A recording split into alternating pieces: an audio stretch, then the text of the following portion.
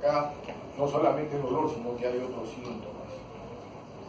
El trastorno facticio son personas que de alguna manera buscan remediar un síntoma y remediar un cuadro de enfermedad física, ¿no? Pacientes que de alguna manera buscan, de alguna manera comienzan a buscar ya sea una alteración psicológica, psiquiátrica o una alteración física que de alguna manera les dé alguna sensación de estar enfermos, ya sea de la mente o ya sea de alguna enfermedad física. Entonces son personas facticias, que quiere decir que de alguna manera buscan mediante estos síntomas, ¿no?, que ellos inventan, ¿no?, ellos inventan de estar enfermos de alguna patología física o ya sea de la mente para algún tipo de beneficio, pero no necesariamente económico, ¿eh? No necesariamente económico como sí lo hace el simulador. El simulador es el último, el simulador sí, el simulador busca un beneficio muchas veces de índole económico o, digamos, exonerarse de alguna responsabilidad, ¿no? Podría ser de ir a la cárcel, cuántas cosas. Un simulador es una persona que busca siempre una ventaja, un beneficio de tipo económico, ¿no?, muchas veces.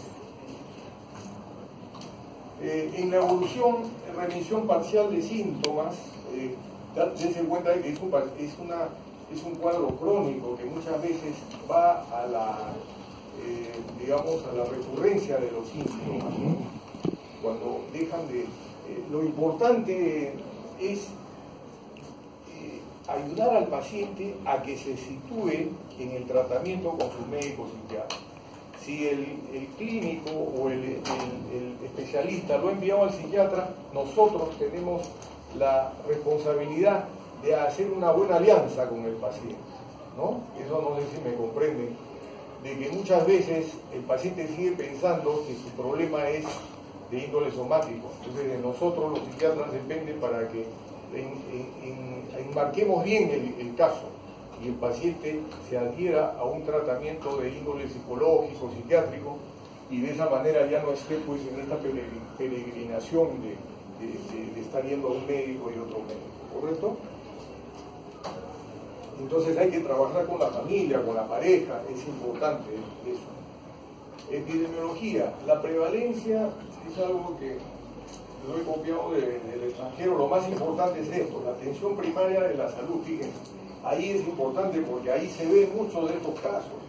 Y justamente si no le dan un buen abordaje, si el médico nunca ha escuchado estas clases, ¿no?, o no la ha captado o no le ha interesado, mañana más tarde cuando vaya a cualquier lugar del Perú se va a dar cuenta que es importante percatarnos que existe un cuadro de somatomorfo.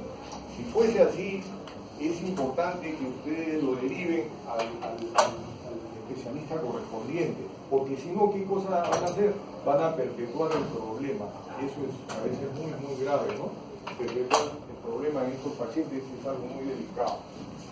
Entonces, la atención primaria de la salud. Después tenemos otro dato que es interesante, además de la frecuencia mayor en mujeres, es esto de acá. Quería decirles que se ve mucho en los hospitales, también en interconsultas, en casos de somatizaciones, más el trastorno conversivo. Y estos casos se ven en el medio rural, quizá en sujetos con pobre educación. Eso es lo que mencionan las estadísticas. Factores genéticos estarían jugando un papel en la etiopatogenia, y factores psicológicos, sociales, falta de la regulación del afecto. El maltrato infantil es algo importante que ustedes deben saber. Siempre hay que preguntar cómo fue su infancia, si tuvo carencias de afecto, hubieron maltrato, vejámenes, inclusive violaciones. Entonces, todos esos temas son bien importantes a tener en cuenta. Aprendizaje sociocultural y identificación patológica con el padre enfermo. Muchas veces, como les dije, esta neuroticidad digamos, lo modela el chico, ¿no? Frente a un padre que también ha tenido ese comportamiento. El tratamiento, limitar las consultas médicas, fíjense, como les decía hace un momentito, hay que tener en cuenta que si nosotros permitimos que la persona vaya a los especialistas, pues va a ser un sinfín de esa vida y nunca va a enfocarse realmente en el tema fundamental que es psicológico, porque él lo que hace es somatizar. Su problema psicológico lo lleva a la somatización y eso pues es una forma de comunicarse, pero realmente no supera sus problemas, tiene los problemas que aún no los ha superado y el psiquiatra es el único que puede ayudarle en ese sentido. En todo caso, un psiquiatra que conoce de psicoterapia también, estimamos algunos, porque no todos los psiquiatras conocen de psicoterapia, ¿no? Entonces es importante hacer el afronte respectivo. Ahora, referirlo al psiquiatra, como les digo, ahora hay toda una implicancia cuando uno refiere a un psiquiatra. Ustedes ahora todavía son estudiantes, cuando ya sean especialistas, quizá ya tengan otra visión. Y en realidad hoy en día ya los médicos jóvenes están teniendo una visión diferente de la psiquiatría. Donde yo trabajo también, o sea, no en el Almenara, sino en otro lugar, tienen una visión diferente de los colegas, entonces me interconsultan muchas veces. Entonces trabajamos en equipo cuando hay casos así que lo merecen, ¿no? Que lo ameritan. Entonces, qué importante ya es, dejar los prejuicios a un lado y que el paciente que va a psiquiatría no necesariamente es porque un paciente está pues perturbado o desquiciado, ¿no? Entonces, importante es la relación médico-paciente. Y esa relación, ese vínculo, lo pueden lograr ustedes desde ya, desde cuando ya sean jovencitos, estén fuera de Lima, haciendo su serum o algo de eso, pueden tener muy buena relación médico-paciente y lograr que el paciente pues salga de ese cuadro, ¿no? Como mediante una relación de confianza donde el paciente les va a depositar todos sus cuitas, sus problemas, y se van a dar cuenta ustedes que hay una traducción psicológica que por eso es que somatiza muchas veces, ¿no? La hospitalización, si el caso lo requiere, señores saludos. Entonces, qué importante es evaluar si hay riesgo de algún tipo, preferible lo hospitalizamos, ¿no? Es importante tener en cuenta eso. El tratamiento de adicciones. ¿Por qué les digo de adicciones? Porque muchas de estas personas se hacen adictas a los tranquilizantes o al alcohol. ¿Ya? Es lo que más vemos. Tranquilizantes, puede ser alprazolam, cualquiera de esos, y el alcohol. ¿Por qué? Porque eso les mitiga la ansiedad. Pero ya tienen dos problemas. Uno, el problema de somatización, y otro, el problema de la adicción. Entonces ya se les complica la cosa, ¿no? Y el tratamiento a nivel universal que se preconiza es el psicoterapia más psicofármacos. ¿Qué tipo de psicofármacos son los que mejor van en estos casos? Los IRS, inhibidores selectivos de recaptación de serotonina. Estamos hablando de un ejemplo, paroxetina. Otro ejemplo, estamos hablando de la sertralina, ¿no? Estamos hablando del escitalopram. Les hablo de los que más se están utilizando hoy en día para estos cuadros. El escitalopram se ha introducido muy bien, ¿no? Y la sertralina, la paroxetina y la fluoxetina. La fluoxetina tiene la ventaja de no subir de peso. Hay algunas pacientes que no quieren subir de peso, en cambio la paroxetina sí les incrementa el peso. Entonces, en ese sentido, ¿y qué dosis hay que dar? No necesariamente megadosis como un TOC. En un TOC se dan los IRS en dosis altas. En estos casos no necesariamente. Podemos dar dosis antidepresivas, paroxetina 20 miligramos, fluoxetina 20 miligramos, sertralina 100 miligramos, y con eso podemos nosotros controlar estos cuadros de ansiedad y si hubiera depresión ya tenemos que darle la dosis óptima, ¿no es cierto? ¿Cuál es la dosis óptima de la sertralina para la depresión? ¿Ah? 100 miligramos. 100 miligramos en el adulto, sí o sí es la dosis antidepresiva. 50 no llega, 50 es ansiolítica, entonces 100 miligramos es la dosis, ¿ya? ¿Qué tipo de psicoterapias? Psicoterapias puede ser conductual, cognitivo-conductual, puede ser la psicodinámica, puede ser Otro tipo de psicoterapias también las breves, ¿no? Y también se utiliza la hipnoterapia. La hipnoterapia en algunos casos da muy buenos resultados. Todo ello es importante tener en cuenta. Somatizar de conversión. Entonces ahí la figura ya les dice, los franceses, les estoy resumiendo un poquito para que... ¿Tenemos tiempo? ¿Tenemos tiempo, no? ¿Ah? Ya. Los franceses hablaban de la bella indiferencia, ¿no? El trastorno de conversión, ya se acuerdan ustedes, de pronto un sujeto no puede mover la pierna, ya no puede caminar, o el brazo, o no puede ver, o no puede hablar, eso se llama conversión, o sea, convierte un problema psicológico en un problema físico, ¿correcto? ¿Y qué pasaba con la bella indiferencia? Que sonriente, nosotros íbamos a acudir a la paciente y la paciente pues se mostraba muy sonriente, contando hasta chistes. Entonces como que con ella no era el problema de la hemiplegia o de la hemiparesia, o lo que se llame desde el punto de vista neurológico. Entonces llamaba mucho la atención y los franceses le pusieron esto de la bella indiferencia, ¿no? Entonces son casos, acá sí entran los pseudoneurológicos. Entonces son síntomas o déficit en la función motora o sensorial. Entonces ustedes le hacen el examen semiológico muy bien determinado y ustedes se dan cuenta que no pertenece esa paraparesia o lo que haya, no pertenece pues a lo que es desde el punto de vista semiológico, ¿no? No hay concordancia, no es correlativo a los dermatomas o no es correlativo al examen que ustedes le hacen, le aplican al paciente, no encuentran una explicación. Entonces, pero sin embargo, el paciente se queja de un déficit motor o sensorial, ¿no? O sensitivo también, sensitivo, sensorial o motor. Generalmente de forma aguda, eso es bien característico. ¿Qué pasó? De pronto lo traen en camilla una señorita o una señora por la emergencia. ¿Qué ha pasado? Todo estaba bien y de pronto ya no pudo hablar, se quedó y enmudecía y de pronto ya no pudo hablar, se quedó muda. ¿Qué había pasado? Que de pronto en casa había habido un problema con el esposo o con la pareja y de pronto la señora o esta mujer se había sentido tan desvalida y tan angustiada que de pronto se disoció o hizo un cuadro conversivo. Entonces, eso es de forma brusca, aguda, ante un estresor. Entonces va a haber un estresor que lo produzca. Remeda enfermedad neurológica o médica, eso es bien importante. Conflictos psicológicos subyacentes. Acá está el DSM-5, que ustedes lo van a leer ya tranquilamente, pero dice ahí uno o más síntomas de alteración de la función motora o sensitiva voluntaria.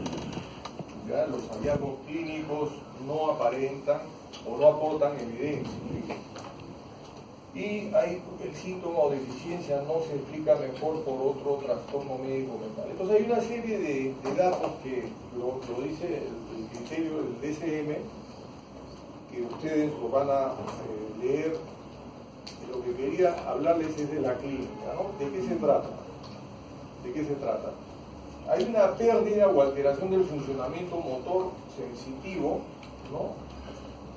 Acá puede ser motor, sensitivo o sensorial, ¿no es cierto? Alteraciones de la coordinación y el equilibrio hasta hacia base. O sea, ustedes la paran a la persona, la ponen así de pie y no va a poder ni siquiera estar de pie. O sea, no puede ni dar un paso y menos va a poder dar un paso, ni siquiera la puede poner en bipedestación, se va a caer, ¿no? Entonces, este es el fenómeno de astasia base, parálisis o debilidad muscular localizada. O sea, de pronto dice que ya no puede mover la pierna, ¿no? O hay un tema de ese tipo, ¿no? Después movimientos anormales, hiperestesias, parestesias, convulsiones, ahí viene el tema. No son propiamente convulsiones, sino pseudoconvulsiones, porque ustedes van a saber identificar lo que es una convulsión, ¿no es cierto? Una convulsión por lo general, ¿qué más hay? Además de pérdida de la conciencia, hay relajación de esfínteres, ¿no? Y las convulsiones tónico-clónicas, cuando son gran mal, bien típicas, ¿no? En este caso no, son muy aparatosas o la paciente más está con cialorrea, se nota bien característica ese tipo de convulsiones en los pacientes. Después pueden haber diplopia, ceguera, sordera, afonía, globo histérico, fíjense que es también bien característico, esa dificultad que hay para pasar, para deglutir, pero lo inflan acá de tal manera que hay como una situación, como les mencionaba antes, se veía, ahora ya se ve cada vez menos este tipo de problemas. Estimulación nauseosa también, y pseudociesis. Bueno, todo esto puede haber en los casos de conversión. Después anestesia en guante o calcetín, también bien característico. Los semiólogos siempre examinaban a estos pacientes y había como una falta de sensibilidad en guante, ¿no? Bien característico. La bella indiferencia, y acá está la ganancia primaria. La ganancia primaria es justamente cuando el paciente reprime esta sensación tan, digamos, que le causa tanto sufrimiento, lo reprime y lo encapsula en el inconsciente, ¿no? Entonces ese es el mecanismo de ganancia primaria que lo definen los semiólogos, ¿no? Y que es mantenerlo tan alejado de la conciencia para que no le produzca pues sufrimiento al sujeto, ¿no? Entonces esto se define mucho con los mecanismos psicológicos de defensa que les hablé al principio, que es lo que se llama la represión, ¿no? Fenómeno de represión. Y la ganancia secundaria es lo que justamente logra la persona cuando los familiares o el cónyuge le pone más atención. O sea, ella quería eso, quería de alguna manera que el cónyuge no se apartara, no se alejara, porque ella tenía de alguna manera que podía dejarla, ¿no? Entonces son circunstancias que teje en la mente de la persona en ese momento, y por eso es que suceden estos hechos, para que de alguna manera ella, mediante este tipo de conducta, ¿no? Porque es una conducta en el fondo, logra pues un beneficio que es el captar la atención del familiar, ¿no? Tenemos la historia natural. Se ve más en adolescentes y en la adultez temprana.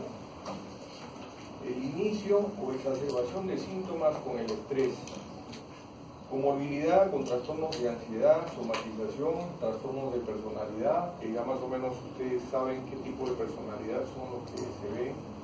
Ya les dije, ¿no? Histriónico, el borderline, están los rasgos de personalidad disociales, ¿ya? Y los dependientes. Entonces ese tipo de personalidades son las que siempre hay que echar ojo acá en estos casos. Después otro caso en comorbilidad, la depresión mayor y la esquizofrenia en la etapa inicial, en el brote psicótico, antes del brote psicótico, en el pródromo de la enfermedad.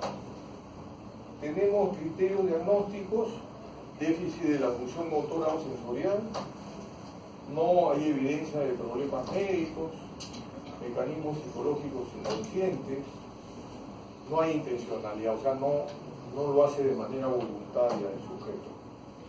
Disfunción social y ocupacional. Ese es el gran problema de este tipo de trastornos. Llegan a estar disfuncionales estas personas. Entonces, ese es un gran compromiso que tiene el paciente con el psiquiatra cuando nosotros lo metemos en terapia, ¿no? De que el sujeto se comprometa a estar independiente, a estar autónomo, y que su vida la haga en función a ella, y que las cosas que logre, ¿no? Para su beneficio sea responsabilidad de ella. Entonces ya no tiene por qué echarle la culpa a nadie. Después tenemos el diagnóstico diferencial. Ahí ustedes ya son los campeones en diagnosticar todas estas entidades, ¿no? Pero más o menos ustedes se darán cuenta. Por ejemplo, uno de ellos es el Guillain-Barré, ¿no? Entonces todos estos casos, fíjense cómo pueden darse en estas entidades donde nosotros estamos sospechando de que se trate primeramente de un problema médico. acuérdense, siempre hay que descartar primero los problemas médicos, cuando estén lejos, si no estén así en grupo, y tampoco con un profesor que les ayude o un tutor, van a estar solos o solas, ahí ustedes tienen que evaluar bien y decidir, porque si envían a Lima con el rótulo de trastorno conversivo a un paciente que no es tal, sino es un problema de accidente vascular cerebral o algún problema orgánico, adiós, se pueden hasta deprimir ustedes, se pueden frustrar, qué sé yo, como ha sucedido con algunos casos de ex residentes míos que me contaban sus tristes situaciones de haber diagnosticado mal. Entonces siempre es importante, señores alumnos, tener en cuenta primero el examen físico, es fundamental, ¿ya? Una vez que ustedes lo han diagnosticado como tal, entonces ya ahí ustedes lo rotulan como trastorno conversivo. Hay que hacer el diagnóstico diferencial también con hipocondriasis, con esquizofrenia, ya les mencioné, la simulación, que son pacientes gananciosos, ¿no? Que tienen de alguna manera, buscan un beneficio secundario como puede ser dinero, ¿no? El pronóstico variable, fíjense, acá el pronóstico es variable, los síntomas de conversión se autolimitan, puede producirse secuelas físicas, atrofias. Esto más les hablo a los casos antiguos, donde no habían estos antidepresivos ni antipsicóticos modernos que tenemos hoy en día, que los sacan a estos pacientes rápido de estos cuadros, ¿ya?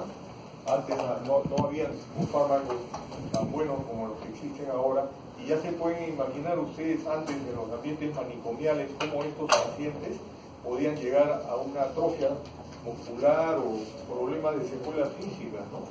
Entonces, ¿por qué? Porque no habían buenos afrontes, ¿no? El mejor pronóstico cuando es muy aparatoso el cuadro, por ejemplo con ceguera, afonía, parálisis, dicen los investigadores que el pronóstico mejora cuando es muy aparatoso el cuadro, ¿no? Las crisis epilépticas y los temblores son más persistentes, entonces eso se van a dar cuenta ustedes, ¿no? Esas crisis pseudo-neurológicas, ¿no? Pseudo-convulsiones y los temblores, eso es importante tener en cuenta. Mejora el pronóstico cuando identificamos el estresor, obviamente, ¿no? Nosotros sabemos de qué situación es la que está padeciendo la persona, nosotros podemos ayudarla mejor.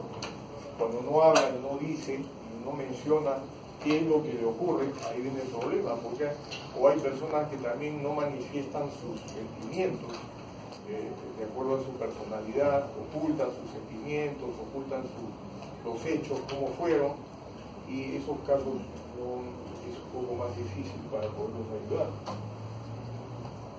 Algunos casos se cronifican. La epidemiología, frecuencia en la población general, esto viene de afuera, así que no hay que mencionarlo mucho. Más frecuente en mujeres, eso sí es importante tenerlo en cuenta. El 5% en las interconsultas en los hospitales generales, estamos hablando del trastorno de conversión.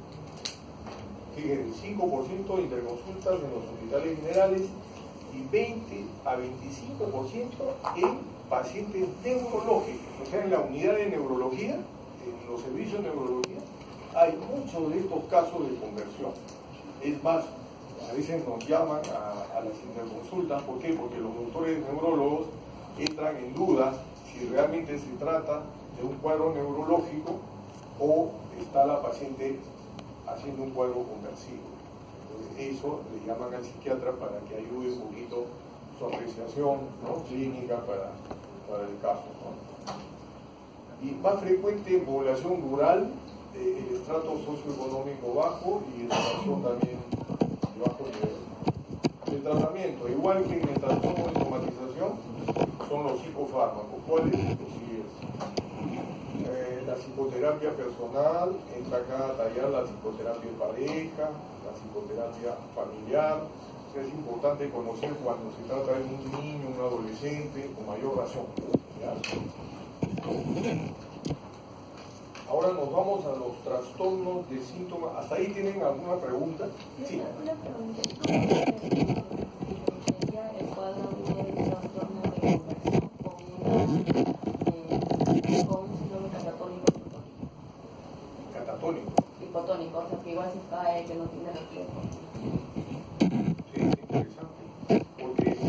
trastorno catatónico puede ser por un cuadro orgánico, puede ser por un cuadro depresivo, una melancolía, o puede ser también por un cuadro histérico también. Entonces hay que diferenciarlo bien. En estos casos siempre hay podríamos decir, un factor desencadenante, un estresor que lo ha ocasionado. En la catatonía, tú me dirás, también puede haber un factor, por ejemplo, que le produce congoja, le produce pena, tristeza, por ejemplo, si se trata de una depresión, de una catatonía por melancolía. Entonces, en estos casos, lo que hay que hacer es, mira, el cuadro conversivo no llega a tener esa magnitud de una catatonía. No, el cuadro conversivo puede tener, inclusive como les mencioné al principio, esa foto de esa chica que está más bien muy indiferente a la situación que está pasando. Entonces hay eso, lo que se llama la bella indiferencia. Es algo que en el trastorno conversivo vamos a verlo con frecuencia. En la catatonía no. En la catatonía muchas veces no hay esa clínica del paciente histérico, ¿no? de la histeria, ¿no?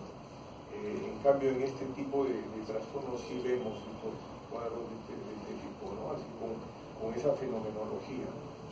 Como digo, la catatonía es un miedo, ¿no? ¿Por qué reacciona el sujeto, el ser humano, ante un estímulo de que le provoca tanto miedo? Se pone catatónico, se pone, podríamos decir, congelado, como si se congelara frente a algo que le produce mucho miedo, mucho temor. La fenomenología es diferente, como te digo. En cambio, en este cuadro conversivo no. En este cuadro conversivo la persona tiene, de alguna manera, busca una ganancia secundaria, lo que no tiene el catatónico. No hay ganancia secundaria en el catatónico. En estos conversivos sí, siempre va a haber un beneficio secundario, que es llamar la atención muchas veces de la familia, ¿no? O del familiar, en el caso de que hubiera algún problema con la pareja, ¿no? ¿Alguna otra pregunta?